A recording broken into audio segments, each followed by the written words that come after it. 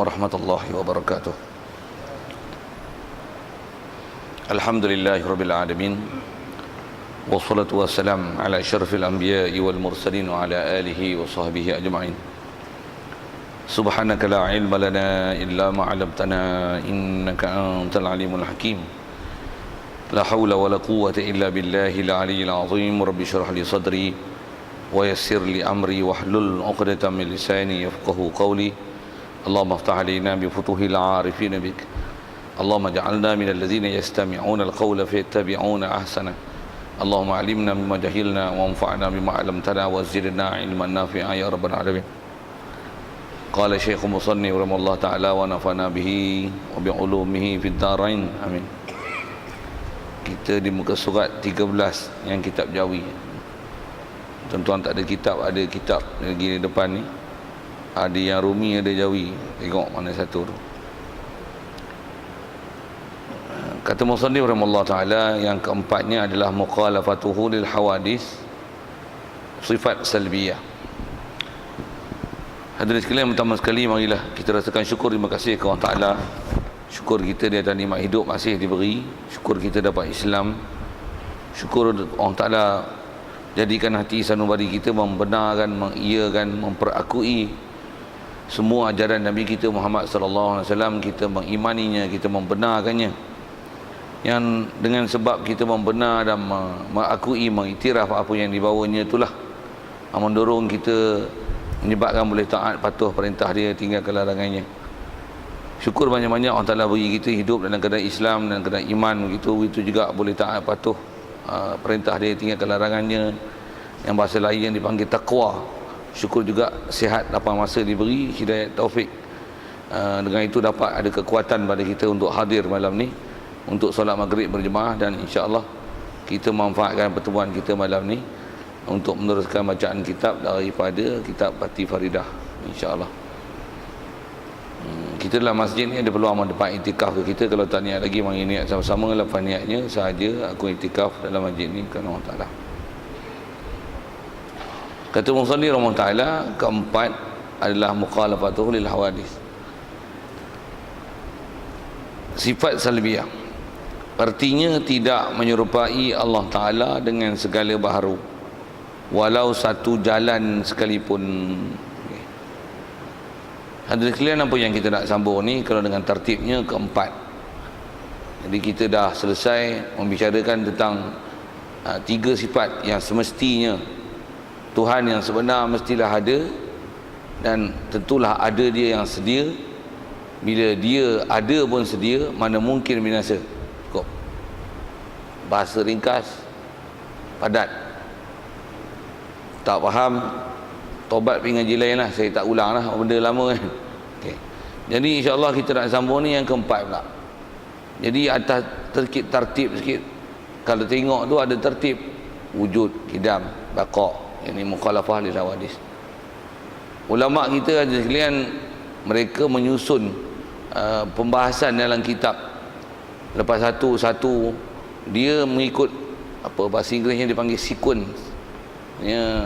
Mana prioriti yang lebih besar. Jadi tak dapat tidak, mesti bicara buat Tuhan, bicara dia ada dulu. Betul dah dia ada, macam mana dia ada, itu yang kita bicara kidam. Betul binasa ke? Macam mana boleh binasa? Pasal ada dia pun sedia, mana mungkin dia binasa. Itu yang kita bicara dulu. Jadi setelah itu, kalau ikut yang munasabah untuk dibicara, nanti yang kita nak masuk yang keempat ni, dengan tertib apa yang telah dikatakan ulama'. Atas namanya mukhalafah lil hawadis. Atas kita sebut kenapa yang keempat tu, kenapa? Dah kata Tuhan ada, tentu sedia, takkan binasa. Serupa ke dia dengan kita? Mesti antara soalan yang timbul itulah. Adakah dia serupa dengan kita?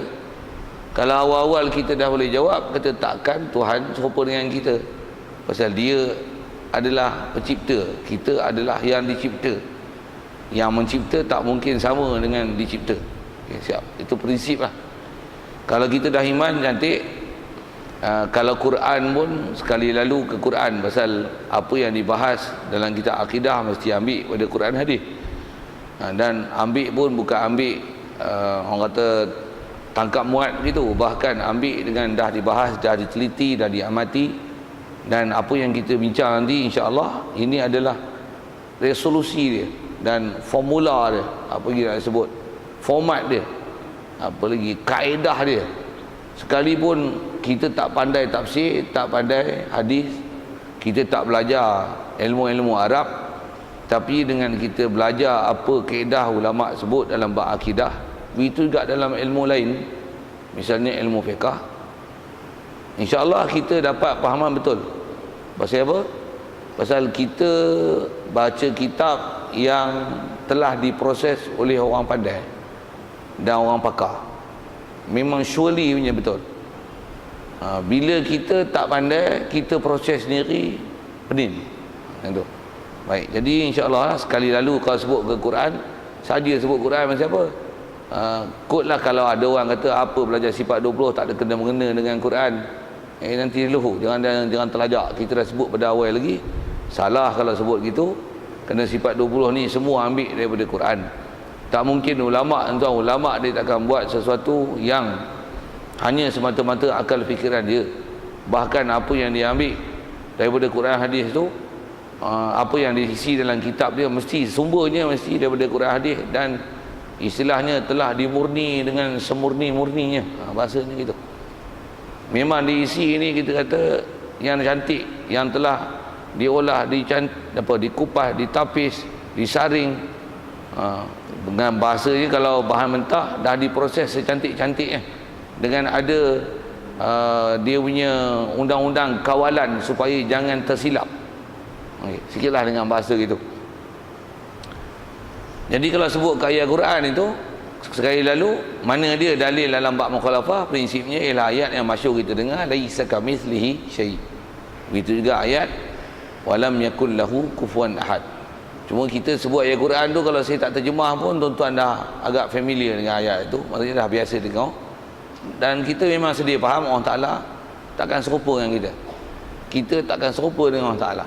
Itu satu prinsip yang siapa yang menyanggah ayat tu bodoh. Siap. Senang je prinsip tu. Cuma ada bila ada pendetilan nanti, hak tu yang jadi kelair, tu yang ada jadi Wahabi, jadi Munjasimah, dia jadi pahaman itu kan. Pasal ada disiplin ilmu yang bila ulama peralus, dia degil, dia tak mau pakai. Ulama yang pakar tu tambah pula bab akidah, mereka dah bagi satu prinsip, format, apa lagi, disiplin ilmu yang sangat cantik, tapi tak mau ikut. Itu ke tauhid. Sikit saya nak sambilkan itu. Begitu juga kalau kita tengok bab fiqh, ada disiplin ulama dah sebut dengan bahas cantik, halus, yang begitu teliti dan cermat, tuan-tuan. Tapi bila dia orang tak mau pakai, ada benda asas prinsipnya kadang-kadang dia terima. Tapi bila bahas yang benda halus, bila mereka bukan ahli, nampak macam cerdik. Di situ nanti nampak bodoh. Nak cerita apa? Babi. Sambil-sambil tu saya sebut babi. Pasal duk isu babi sangatlah ni. Dah kebelah otak babi lah. Pasal saya pun sebut babi dulu lah. Pasal hak tu hak beradab. Kita mukhalafah tu tak beradab kan. Okey. Babi prinsipnya tuan-tuan, pasal saya pun yang terdekat ada orang duk mesej-mesej WhatsApp apa duk terima tu, yang kita duk baca, dia orang duk kelari, mula-mula duk kata halal haram lah, apalah isu-isu tu. Dia naik main isu babi, keluar pula pendapat-pendapat yang antara pendapat tu dinisbahkan pada Dr. Yusuf. Yusuf tu Yusuf Al-Qardawi lah, bukan Yusuf Nur kan, Yusuf Al-Qardawi Bila Yusuf Qardawi ni tuan-tuan, kalau nisbah orang, dia ni kalau zaman lah ni lah, kita dimasyhurkan sebagai tokoh lah, tokoh Islam, tokoh fatwa, tokoh pendapat-pendapat yang kontemporari. Okey. Macam mana pun apa yang disebut tu memeningkan kepala sikit. Saya sebut pening, tengok saya nak sebut disiplin nanti. Yang walaupun kadang-kadang dia tokoh, tapi bila ada benda yang disiplin ilmu dia langgar, salah faham, nampak cerdik, walaupun kita tak cerdik dia dari sudut Arab, dari segi kepetahan dia apalah macam-macam lah, dari segi doktor dia kita apa, betul tak? Tambah saya sekolah pondok bodoh. Tapi bila tengok disiplin ilmu, berani kata bodoh. Saya sebut ni pasal saya ngaji dulu, Tok Guru pun guna bahasa ayat itu. Begitu jugalah kalau sebut and the gang, antara and the gang ni saya nak saja sebut Yusuf Qaradawi tu. Pasal memang nama tu orang sebut sangat. Tapi yang tengok kita nak sebut ni, apa dia khusus sebut isu babi je. Antara and the gang anak murid dia, kalau ikut nisbah kata anak murid dia siapa? Dr. Mazhar. Sama. Apa dia tentang masalah babi je. Mula-mula dulu duk dengar kata dia orang kata babi ni tak apa. Lepas tu bunyi pula, akui pula, iktiraf pula babi ni memang haram. Okey, dah mengakui iktiraf haram tu baguslah. Saya dah mengaku tu pasal kelahi dah buat tu. Maksudnya siapa yang kata babi ni tak haram memang bodoh gila ni lah. Okey, siap. Jadi apa yang dia orang duk kelahi dengan isu gelatin tu adalah isu babi tu dia tak babi original. Dia babi, kalau istilah Arabnya dia panggil babi yang istihalah. Apa istihalah ni? Istihalah tu bukan istihalah kita belajar akidah istihalatul mustahil, jawab wujubul wajib, bukan istihalah tu. Istihalah ni daripada perkataan hala juga, istahala yastahilu istihalah, tapi dengan makna berubah. Maksudnya babi yang rupanya asal dia babi tapi dia dah tak babi. Itu yang saya guna bahasa babi dah tak babi original, tapi dah jadi gelatin, dah dijadikan sabun, dah jadi ubat gigi atau seumpamanya. Okey. Jadi isu itulah yang kita nak bagi faham elok, yang saja saya nak sebut tu. Pasal saya nak sebut tentang ulama kita tuan-tuan, mereka dulu dah bagi format kat kita cantik. Kita bila faham elok-elok, tambah pula kita dapat didikan daripada tok guru yang memang ajar cara faham betul. Walaupun saya sebut tadi kita tak pandai Arab, kita tak adalah doktor falsafah apa dan sebagainya, kita dapat cam ni saya nak ulang lagi perkataan tu lah, bodoh. Okey. Baik. Pertama bagi faham sikit apa kita sebut tentang gelatin dengan atau istilah ubah rupa. Babi dengan ubah rupa jadi gelatin, jadi ubat gigi dan sebagainya. Baik. Ambil istilah istihalah tu dulu bagi faham kan. Dan nak faham ni kena tengok fiqh kita sikit. Sepanjang pengajian dah apa yang baca dalam kitab kan, yang masyhur ulama sebut khususnya dalam mazhab Syafi'i tentang istilah istihalah ni. Kalau dalam kitab fiqh kita dalam mazhab Syafi'i ni biasanya disebut dengan tahawwalat, tahwil. Dia tak sebut dengan istihalah, dia sebut dengan tahawwalat. Mana terjemah sekali lalu lebih kurang sama dari sisi sudut, dia berubah. Sesuatu yang najis bila dia dah berubah daripada rupa asal, dia boleh jadi suci. Masyhur dalam fiqh sebut dua benda. Saya sebut yang masyhur, yang tak masyhur banyak sebenarnya. Tuan saya nak sebut dan tuan-tuan faham, tuan-tuan boleh faham nanti dan tuan-tuan boleh ikut apa saya punya sebut ni, dan tuan-tuan boleh faham format tu, dan tuan-tuan boleh nampak apa yang saya kata bodoh ni. Okey. Dua benda yang disebut oleh ulama tu adalah cuka dan kulit bangkai. Kulit bangkai ialah bangkai. Bangkai lah tuan. Bangkai ni kalau ikut asal, mana boleh bangkai jadi suci? Tak boleh. Bangkai tak boleh jadi suci, melainkan bangkai yang dikecualikan, bangkai ikan, bangkai sotong, bangkai udang. Istilah bangkai dengan makna binatang yang tak mati dengan sembelihan syarak. Nak syarah tu panjang lah fiqh tu, tapi macam tu lah tarikh dia. Tuan-tuan agak muskil tarikh tu, tanya lain lah. Tapi saya anggap tuan-tuan profesional boleh follow saya punya apa saya sebut. Tak profesional pun fokus nak cerita hak tu, tak lagi belairat belah sana kan. Satu saya tak panjang kat situ. Jadi asal bicara bangkai ialah najis. Kaedah fiqh, bila najis tak boleh disuci. Najis tak boleh disuci. Tak boleh disucikan untuk jadi suci. Yang boleh disucikan adalah benda mutanajis. Baik. Bangkai adalah najis. Melainkan bangkai yang masyhur disebut dalam kitab yang boleh jadi suci adalah kulit. Benda yang najis yang boleh disucikan adalah kulit bangkai. Kulit bangkai pun dalam fiqh adalah selain pada anjing dan babi. Kulit anjing, selain kulit bangkai, selain pada kulit anjing dan babi. Itu kita belajar mazhab Syafi'i, beranak pun dah jumpa dah tu. Kulit anjing dan babi dan kulit keturunan anjing babi. Okey, nak sebut kat keturunan tu. Pasal saya sekali nak sebut, tuan-tuan faham format ni, tuan-tuan boleh dapat sekali lagi. Boleh faham. Yang dia duk kata boleh tu bodoh. Saja saya nak ulang ayat tu. Okey. Nak kata kita ni bila mengaji format, apa disiplin ilmu ulama ajar, walaupun kita tak sepakar mereka, tapi kita dah belajar dengan ada disiplin. Jangan jadi salah. Dia orang kadang-kadang tak ada disiplin, kan? Saya kata tak ada disiplin pasal apa? Dia orang rasa dia orang cerdik, tapi bodoh ni. Dengar, saya dah ulang 3-4 kali ayat tu. Baik. Jadi kulit bangkai dia hanya boleh disuci dengan samak. Istilah samak ni maksudnya dia direndam dengan sesuatu yang tajam zatnya, yang boleh mematikan sel-sel haiwan. Pasal kulit ialah haiwan yang bila direndam dengan tempoh masa tertentu dengan bahan yang istilahnya tajam zat dia, yang boleh mematikan sel-sel haiwan pada kulit itu. Saya saja modernkan sikit bahasa tu. Nanti kulit tu bila istilahnya telah disamak, samak tu bukan samak 7 kali air salah satunya tanah, bukan samak tu. Samak ni dengan mana direndam dengan benda tajam zat.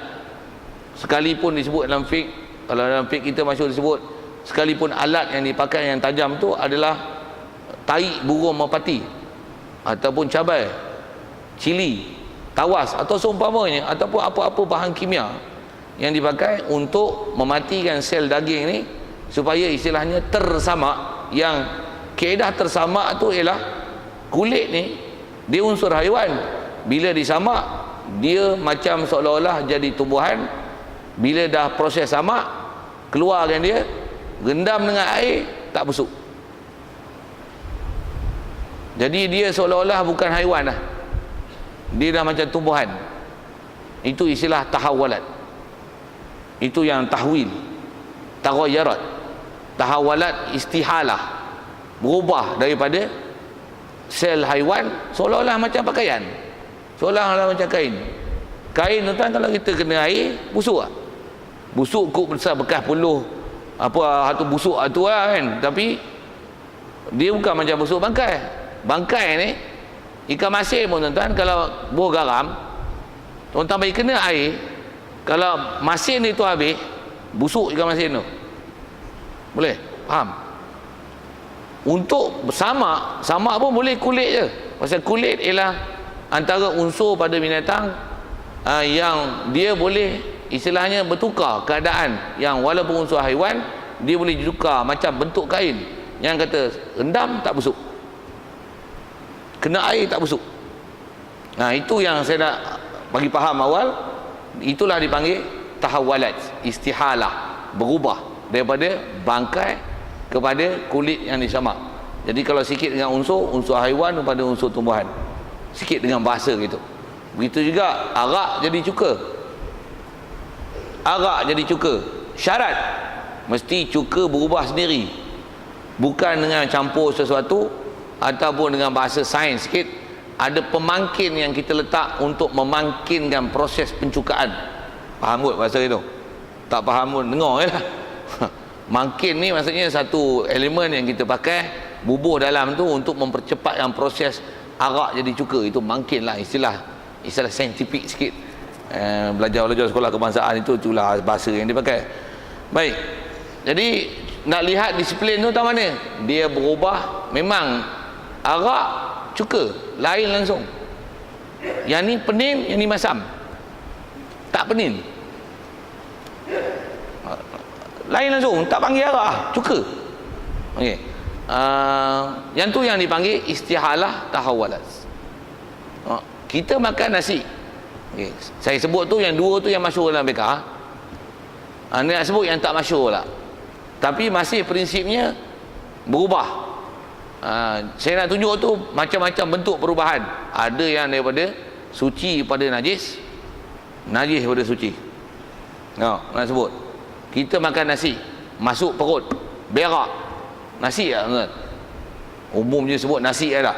Makanan ni tahi tu najis tak? Pasal apa najis? Jawab. Boleh faham tak proses saya sebut? Dia tahawalat, dia dah berubah, bukan nasi tahi lah weh. sekalipun tai itu keluar rupa nasi. Tai itu keluar rupa nasi. Pasal apa? Pasal dia istilahnya dah berubah. Itu orang tak panggil nasi, itu tai. Itu tai. Pasal bila masuk dalam perut, dia istilahnya telah melalui proses pencernaan, telah dicerna oleh perut, oleh usus besar usus kecil tu. Melainkan kalau yang tak jadi tai, sesuatu yang memang perut tak boleh proses. Apa dia? Masuk batu, keluar batu. Batu mana boleh perut proses. Masuk duit siling, keluar duit siling. Masuk biji rambutan, keluar biji rambutan. Yang biji rambutan tu tanam masih tumbuh. Itu maksudnya perut tak proses. Satulah ada isu dia orang duk tanya itu kopi lawak kan. Kopi daripada taik musang. Musang tu makan kopi. Betul? Dia berak. Bukan taik dia tu. Kopi daripada taik tu. Taik tu nama taik mutanajis. Soal, kopi itu taik tak? Tentu tuan faham tak faham. Tuan-tuan tak faham tu jam kan tak faham babi lagi. Tuan-tuan tak faham. Tuan-tuan tak faham bab gelatin tu. Tuan-tuan faham tu, tuan-tuan faham bab gelatin tu. Tak faham tu jam tu. Yang jam keren kongken bodoh. Tak boleh faham. Dia tak reti. Okey, boleh faham tek kopi ke? Jadi tek kopi. Kopi tu saya tanya jadi taik tak? Pasal apa tak jadi taik? Kopi tu biji kopi lah, bukan air kopi lah saya tanya tu. Biji kopi itu tanam, tumbuh. Kopi itu, hak tu lah dia panggil kopi mutanajis, bukan najis. Dia boleh dibasuh, dia istilahnya dia mutanajis. Macam duit siling jatuh kat taik lembu. Basuh, pegang lah. Bawa dah bukit sembahyang pun. Tapi janji proses pembersihan tu betul. Okey, siap. Boleh faham? Faham apa? Nasi jadi taik, biji kopi tak jadi taik. Pasal apa? Pasal biji kopi dia tak tahu walat, dia masih kopi.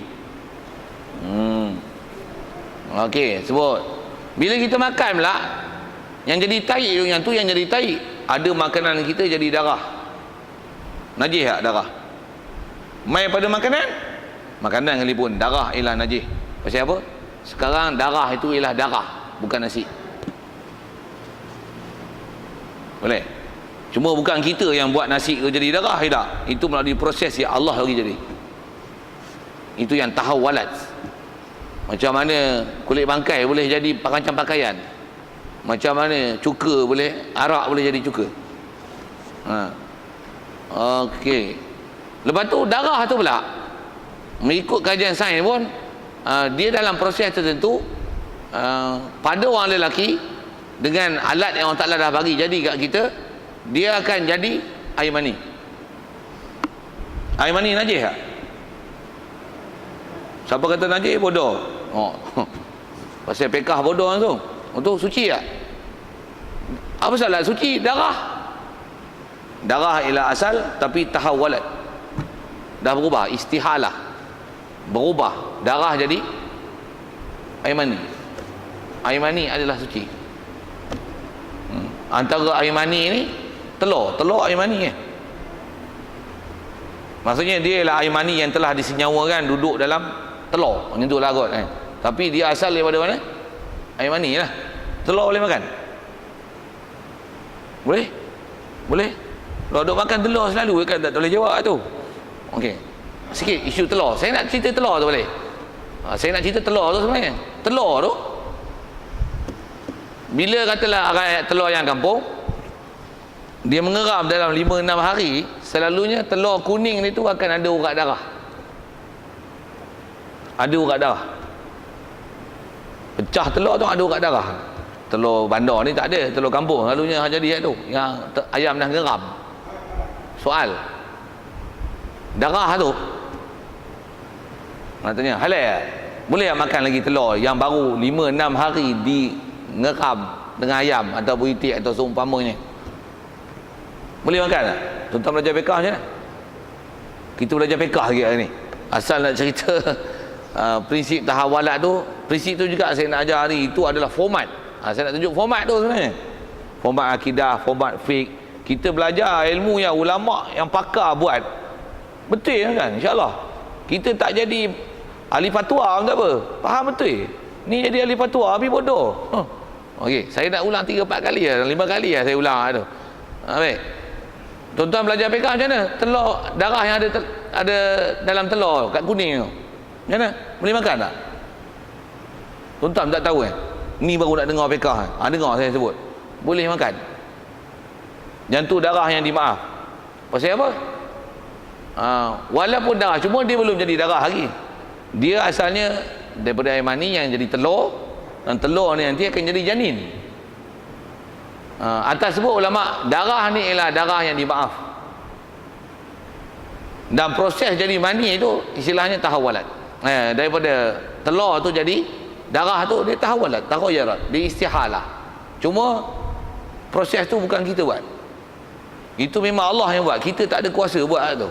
Boleh buat alat untuk ngeram telur tu pun, kita boleh buat lampu berayur kat bawah pasang elektrik, bayar bil, itu je. Tapi telur tu yang tak jadi juga. Yang jadi sikit lah isu tu. Tuan-tuan tak faham saya sebut apa, cerita lain lah tu. Baik, begitu juga saya sebut ini. Pernah dengar minyak wangi buat pada kijang? Ada kijang kan, darah kijang, buat pada darah kijang tu bukan lemak kijang, bukan bulu kijang, darah kijang. Tak najis ke darah? Dengar elok-elok, dia darah tu bukan darah biasa Usah kijang ni, kijang lah. Kijang pun dia kijang yang ada kasturi tu. Kasturi tu. Kijang orang tak faham. Kasturi kan, minyak wangi kasturi. Kasturi buat pada darah kijang. Bukan semelih kijang ambil darah dia. Dia adalah satu ketumbuhan yang ada di pusat kijang. Dan kijang pun dipanggil kijang kasturi je. Kijang pun, kijang ni jenis ada di kawasan Himalaya je. Dia ni ada waktu tertentu, musim tertentu, pusat dia nanti ada keluar macam ketumbuhan. Ada waktu tertentu dia akan luruh. Dalam luruh tu, tu antaranya ada darah kijang, tapi bukan darah cair Dia asal darah, tapi darah yang dah ubah rupa. Dah istihalah. Dah berubah daripada darah biasa kepada darah yang tu. Buat minyak wangi. Minyak wangi tu najis tak? Tak. Tak saya sebut beberapa keadaan tu. Lagi. Tuan-tuan makan hati ayam. Hati ayam boleh makan. Hati lembu boleh makan. Hati ni kalau ikut proses lah, dia memang dia juzuk badan kita. Hati ni dia jadi daripada apa? Daripada darah. Dia lah darah yang telah dimusnahkan dalam sistem badan kita. Darah tu bila dimusnahkan, Allah Ta'ala bagi jadi hati. Tak tahu? Dengar lah. Tuan-tuan cerdik lah tu, tuan-tuan boleh faham babi tu. Untuk api, darah tak boleh makan, hati boleh makan. Hati boleh makan, limpa boleh makan. Tulang lembu tu, tulang giabok apa tu, sum-sum tulang tau tak? Sum-sum tulang, bukan sup tulang, sum-sum tulang. Hak benda ada dalam tulang tu, boleh makan tak? Itu kilang buat darah. Darah najis, kilang buat darah boleh makan. Tuan-tuan nak makan, makan. Tu ayam tu kita kunyah tulang ke dalam ni tu, itu adalah kilang buat darah tu. Boleh makan. Ada orang memang kunyah habis dengan tulang-tulang kunyah, terutama tulang rusuk. Siap. Jadi saya nak cerita apa ni? Saya nak tunjukkan ada benda najis, ada benda suci. Dan ada benda suci bertukar pada najis, ada najis bertukar pada suci. Dan proses tu semua made in Allah Ta'ala. Dengar sikit lagi. Babi, taik babi, kita tanam pokok limau, bubuh baja taik babi, boleh makan tak limau? Siapa pula boleh makan? Kan dah bubuh baja taik babi, dah istihalah. Bukan pokok dia tak makan taik, dan dia makan taik, bukan taik jadi taik, dia dah diproses berubah jadi baja, pokok serap jadi buah. Berapa proses tu? Pun made in Allah Ta'ala. Boleh makan tak buah yang ditanam dengan dibubuh baja taik babi? Boleh tak? Boleh tak? Jijik lain hal. Ikan patin bagi umpan perut babi, gemuk-gemuk. Ikan patin makan perut babi, ikan patin jadi babi tak? Ha? Weh, dia makan darah daging dia jadi daripada babi, daripada perut babi. Tak jadi babi ke ikan patin? Tak jadi. Itu boleh makan ikan patin, yang ikan patin diumpan dengan umpan perut babi, boleh tak? Tak